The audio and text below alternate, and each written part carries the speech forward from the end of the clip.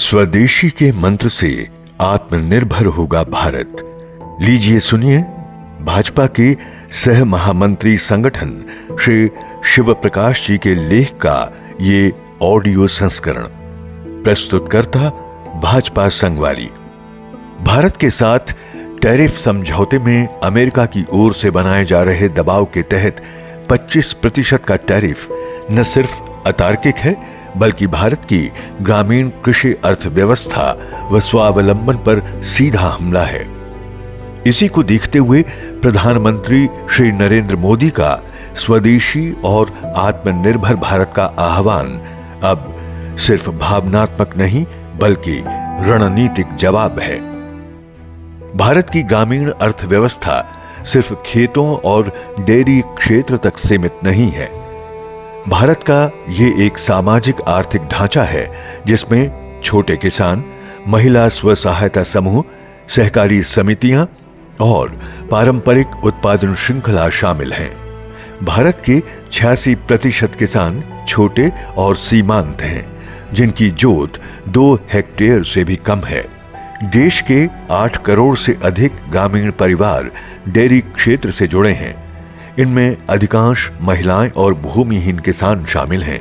ये पूरा समूह बेहद संवेदनशील है, जिसकी आजीविका के लिए सरकार पूरा सहयोग व समर्थन देती है। इतनी बड़ी जनसंख्या का पूरा ढांचा न्यूनतम समर्थन मूल्य यानी MSP, सब्सिडी और सीमा शुल्क पर निर्भर करता है।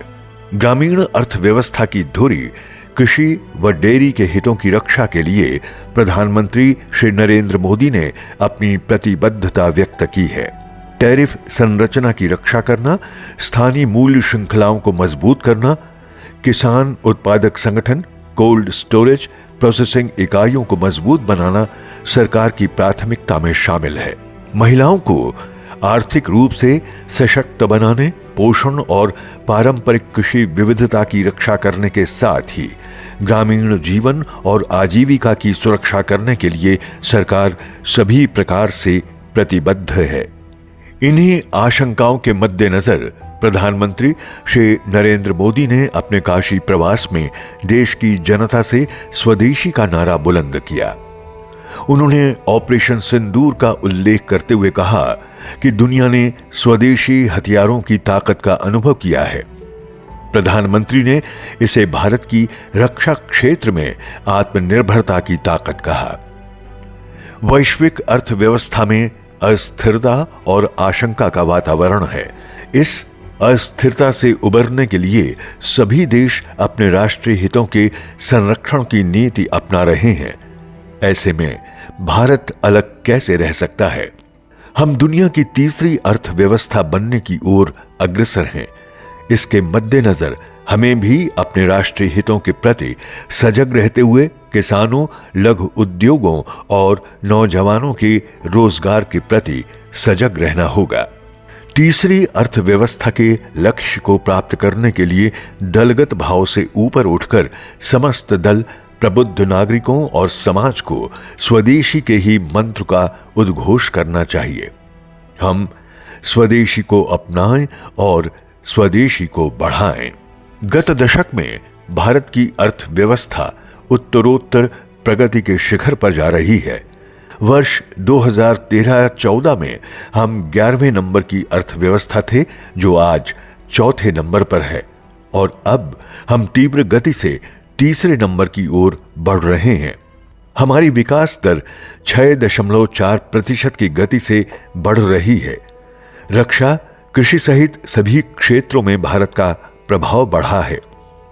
विश्व बाजार में भी भारत की भागीदारी बढ़ी है। हमारी गरीब कल्याण की योजनाओं के कारण 24 करोड़ से अधिक गरीब गरीबी रेखा से ऊपर आए हैं।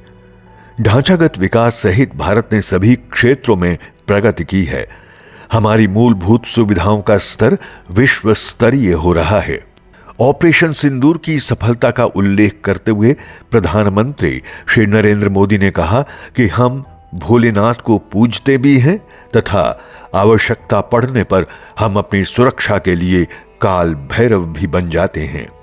बढ़ती आर्थिक प्रगति, सक्षम सुरक्षा नीति एवं बढ़ता भारत का वैश्विक प्रभाव दुनिया के देशों में भारत के प्रति ईर्ष्या का भाव भी उत्पन्न कर रहा है। अमेरिका की कृषि व्यवस्था औद्योगिक, सब्सिडी समर्थित और बड़े पैमाने वाली है। इसके मुकाबले भारत में कृषि क्षेत्र में छोटी जोत वाले किसान शामिल हैं। भारत में कृषि पर निर्भर जनसंख्या लगभग 55% है, जो बहुतांश गांवों में रहती है। भारत के सकल घरेलू उत्पाद यानी जीडीपी में कृषि क्षेत्र का योगदान 15% है। भारत में खेती की सफलता पूरी तरह मौसम की अनिश्चितता पर निर्भर है। श्रम आधारित व्यवस्था पर टिकी भारत की खेती की तुलना अमेरिका की खेती से नहीं की जा सकती है। ऐसे में अमेरिका व भारत जैसे देश परस्पर समान टैरिफ पर नहीं आ सकते हैं। भारत का कपड़ा, खाद्यान्न, चीनी, डेयरी एवं मत्स्य व्यवसाय कृषि के साथ ही जुड़ता है। कृषि व डेयरी जैसे संवेदनशील क्षेत्रों को अमेरिका के लिए खोलने की जिद बेमानी होगी। यदि ऐसा हुआ तो अमेरिकी सस्ते डेयरी उत्पादों से भारतीय बाजार पट जाएगा। महिलाओं के स्वसहायता समूह जैसे अमूल जैसी सहकारी संस्थाएं आर्थिक संकट में पड़ जाएंगी। भारतीय किसानों के उत्पाद बाजार में कौड़ियों के भाव बिकने को मजबूर होंगे। देश के ग्रामीण क्षेत्रों में आर्थिक संकट, बेरोजगारी, पलायन और असंतोष शुरू हो सकता है। प्रधानमंत्री श्री नरेंद्र मोदी जी ने गत दशक में कृषि एवं किसान कल्याण के लिए अनेक नीतियां बनाई हैं। पिछले एक दशक में कृषि बजट में 5 गुना से अधिक की वृद्धि हुई है। उसका बजट 2013-14 में 21,933 करोड़ की तुलना में 2023-24 में 1,25,000 करोड़ हो गया।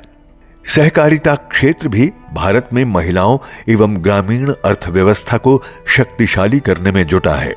ग्रामीण अर्थव्यवस्था, कृषि एवं कृषक कल्याण, महिला सुरक्षा, डेयरी उद्योगों का संरक्षण एवं सहकारिता का पोषण, ये हमारा राष्ट्रीय कर्तव्य है, जिसका आह्वान प्रधानमंत्री श्री नरेंद्र मोदी ने किया है। स्वदेशी केवल तत्कालीन नहीं बल्कि भारत की आत्मा का उद्घोष है। यह भारत की एकता, देशभक्ति एवं सामूहिक आकांक्षाओं का शंखनाद है।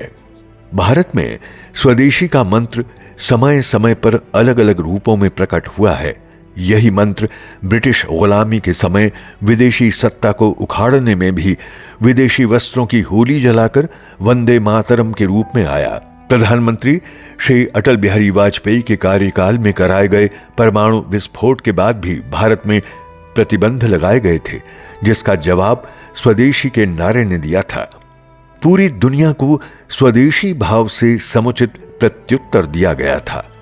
स्वदेशी के मंत्र से आवश्यक संयम एवं स्वावलंबन का भाव जागेगा और अनावश्यक रूप से विदेशी पूंजी पर निर्भरता के मोह से हम बचेंगे।